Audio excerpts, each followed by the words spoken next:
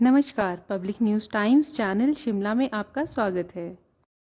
मुख्यमंत्री के प्रधान मीडिया सलाहकार नरेश चौहान ने आज शिमला में कांग्रेस कार्यालय राजीव भवन में आयोजित एक पत्रकार वार्ता के दौरान कहा कि कांग्रेस पार्टी प्रदेश के सभी मतदाताओं को चुनावों में समर्थन देने के लिए धन्यवाद करती है। भाजपा ने प्रदेश में लोगों द्वारा चुनी गई सरकार को गिराने की कोशिश की, लेकिन वे इसमें असफल रहे और प्रदेश की जनता ने लोकतंत्र को मजबूत किया है और हिमाचल प्रदेश। नमस्कार, मैं आप सभी का स्वागत करता हूं। मेरे साथी हेमराज जी, तोमर साहब, चुनाव के दौरान आप लोगों से मिलने का मौका मिला, बातचीत हुई और अब चुनाव ख़त्म हो गया, परिणाम आ गए। उसके बाद ये ज़रूरी था कि हम आप लोगों का भी, मीडिया ने भी इन चुनाव में शिमला की बात करें या पूरे प्रदेश की बात करें। मुझे मौका मिला धर्मशाला में, हमीरपुर में या देरा में आपके साथियों से बातचीत करने का। सबके सहयोग से और प्रदेश की जनता, ख़ास तौर पे हिमाचल प्रदेश के जो मतदाता हैं, इन क्षेत्रों में जहाँ पर ये बाई इलेक्शन था, हम कांग्रेस पार्टी की तरफ से उन सभी मतदाताओं का, आप सबका धन्यवाद करते हैं कि आप लोगों ने बहुत सहयोग दिया।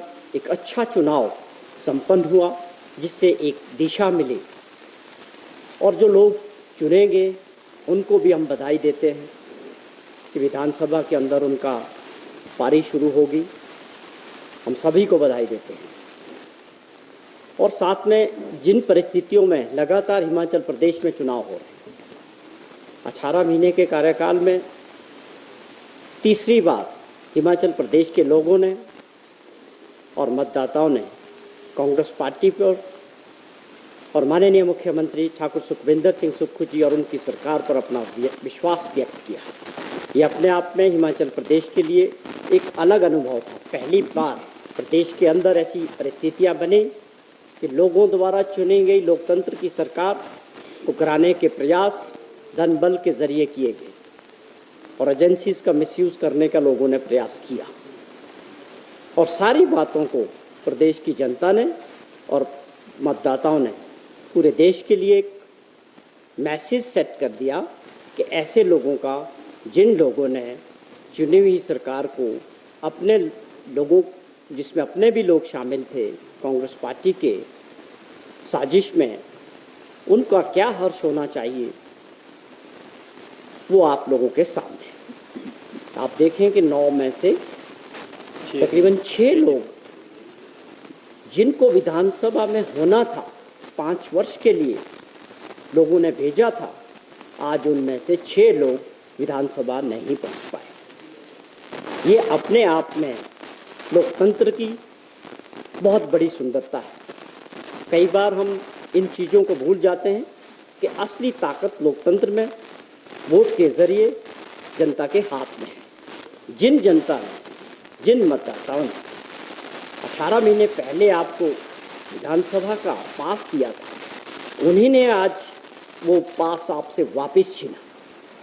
तो आप देखिए कि लोकतंत्र की असली सुंदरता क्या है। कई बार कुछ लोग अहम में और अहंकार में इस बात को भूल जाते हैं कि लोकतंत्र क्या है।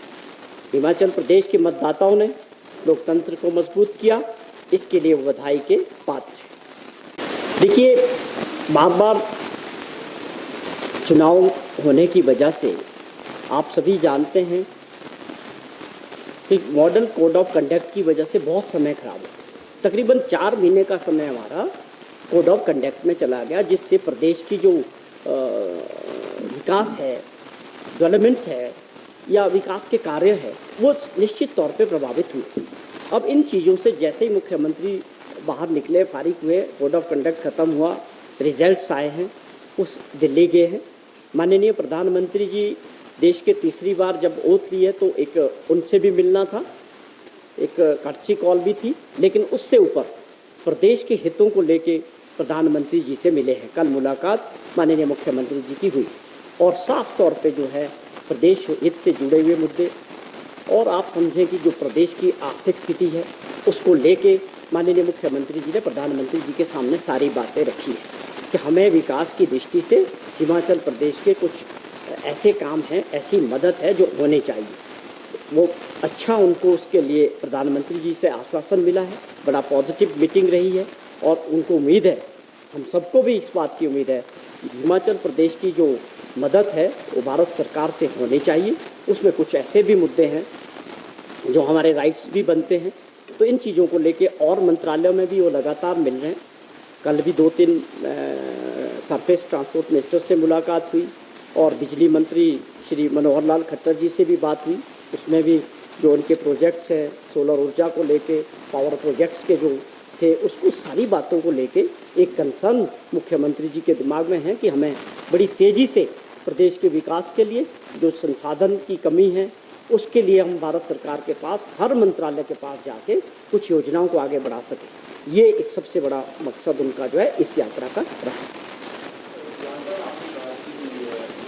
प्रयास हुआ, प्रयास फेल हो गया, जनता की अदालत में गया, जनता का फैसला आ गया। निश्चित तौर पे जहाँ भी हम गए लोगों में एक भावना थी कि ये गलत हुआ है, ऐसा नहीं होना चाहिए था। हिमाचल प्रदेश के लोग और जनता इस तरह की राजनीति को बिल्कुल भी पसंद नहीं करती और उस पर वोट लगी। लोगों ने कोशिश की, बार बार तारीखें तय की कि ये सरकार 4 तारीख के बाद पहले राउंड में, दूसरे राउंड में फिर कहा कि ये सरकार गिरेगी, नहीं चलेगी। हमें बड़ी परेशानी इस बात की थी कि ऐसा क्यों? क्या आप लोग लोकतंत्र के ज़रिए पहले नहीं रहे मुख्यमंत्री? आपकी सरकार नहीं रही? क्या कारण? वो भी लोकतंत्र था और हिमाचल प्रदेश की परंपरा रही कि जो लोग, जनता जिनको आदेश देती है वो सत्ता संभालते हैं और जिनको विपक्ष में बैठने का आदेश होता है वो बड़े सभ्यता के साथ उस बात को स्वीकार करते हैं कि ये जनता का आदेश है, हम स्वीकार करते हैं। ये लोकतंत्र की सुंदरता है और हिमाचल प्रदेश इसके लिए जाना जाता है। जो कुछ हुआ मैं समझता हूँ ये अध्याय यहीं ख़त्म होना चाहिए। जो हमारे प्रदेश की एक अच्छी सोच है पूरे देश के अंदर, उसको हम मिलजुल के, चाहे हम विपक्ष में हैं चाहे सत्ता पक्ष में हैं, उसको दोबारा कायम रखें और इन चीज़ों से फ्यूचर के लिए बचें। जो लोगों का मैंडेट है कि हम अभी 3.5 साल हमारी सरकार माननीय मुख्यमंत्री ठाकुर सुखविंदर सिंह सुक्खू जी की अध्यक्षता में प्रदेश की सेवा करेगी, लोगों की सेवा करेंगे, जो एक मकसद था। और मुझे लगता है कि प्रदेश के लोगों में भी वही बात देखी गई कि लोग अभी चाहते हैं कि मुख्यमंत्री जी को समय मिलना चाहिए, उनको कुछ काम करने का जज्बा है। वो आम आदमी के लिए, लोगों के लिए, हर वर्ग के लिए, चाहे वो किसान है, बागबान है, चाहे सरकारी कर्मचारी है, चाहे वो युवा साथी है बेरोजगार, सबके लिए कुछ न कुछ करने की मंशा थी। लेकिन जिन परिस्थितियों में लगातार इन 18 महीने के कार्यकाल में हमको 3 आपदा से गुजरना पड़ा, लेकिन सबके आशीर्वाद से, आप लोगों के सहयोग से, चाहे वो आर्थिक आपदा थी, चाहे उसके बाद प्राकृतिक आपदा थी, चाहे राजनीतिक आपदा थी, तीनों आपदा को हमारी सरकार ने आप जनता के सहयोग से और आशीर्वाद से आज पास किया है। आज दोबारा से कांग्रेस पार्टी, जहां जनता ने 22 दिसंबर में 2022 में 40 एमएलएज के साथ कांग्रेस पार्टी को सत्ता में बैठने का हुक्म दिया था, आज दोबारा जनता के सहयोग से दोबारा कांग्रेस पार्टी 40 एमएलओ के साथ पूर्ण बहुमत के साथ। मुझे इस बात की खुशी है कि विपक्ष के नेता का मैं देख रहा हूँ पिछले 2-3 दिनों से मीडिया से जब बात कर रहे हैं, अब उनका भी कि जयराम जी इस बात को समझ गए हैं कि हमें लोकतंत्र की जो है मर्यादाओं का सबको ख्याल रखना पड़ेगा। उन्होंने अब कोई डेट तय नहीं की है अगली डेट सरकार गिराने की, ये अच्छी बात है, बहुत अच्छी बात है। मैं समझता हूँ बहुत अच्छा उन्होंने इस बात को समझ लिया है कि जनता क्या चाहती है हिमाचल प्रदेश की, और ख़ास तौर पे जो है आपको जो है कोई डेट तय नहीं की है और आप आगे एक सकारात्मक विपक्ष का रोल हिमाचल प्रदेश के विकास के लिए मिलके सत्ता पक्ष के साथ करेंगे, ऐसी हमें उम्मीद है।